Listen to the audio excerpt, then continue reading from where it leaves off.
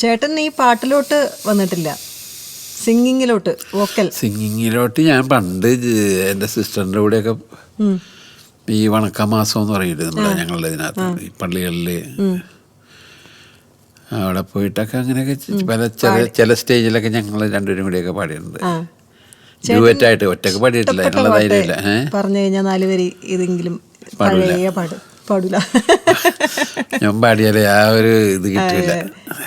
പാട്ടുകാർക്കൊക്കെ ഒരു പ്രത്യേകത ഉണ്ടായില്ല, ഒരു സ്വരവും ആ പാടുന്ന ആ ഒരു ശൈലിയൊക്കെ. അതൊന്നും ഞാൻ പാടിയാൽ ശരിയാവില്ലെന്ന് എനിക്ക് നല്ല ബോധ്യമുണ്ട്, അതുകൊണ്ട് പാടില്ല.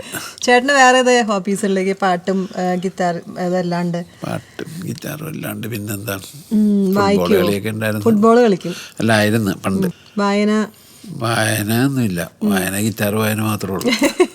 അതും വെറുതെ വീട്ടിലിരുന്ന ഉടനെ ഗിറ്റാർ ഇപ്പോഴും വായിച്ചോണ്ടിരിക്കും. എഴുത്തൊന്നുമില്ല, എഴുത്ത് പരിപാടികളിലോട്ടൊക്കെ വലിയ ഗ്രാഹ്യമില്ല. എന്നാലും കവിതയൊക്കെ എഴുതിയിട്ടുണ്ട് കേട്ടോ ഞാൻ. ചില ഡിവോഷണൽ സോങ് അങ്ങനെ വലിയ, ഞാൻ പറഞ്ഞത് എഴുത്തെന്ന് പറഞ്ഞാൽ ഒരു കഥയൊക്കെ എഴുതൂല്ല, അതേമാതിരി നമുക്ക് പതുക്കെ കഥയിലോട്ട് പോവാനോ. അത്ര ഉള്ളു. അവിടം വരെ എത്തിയിട്ടുള്ള കഥയിലോട്ട് ഇതുവരെ പോയിട്ടില്ല.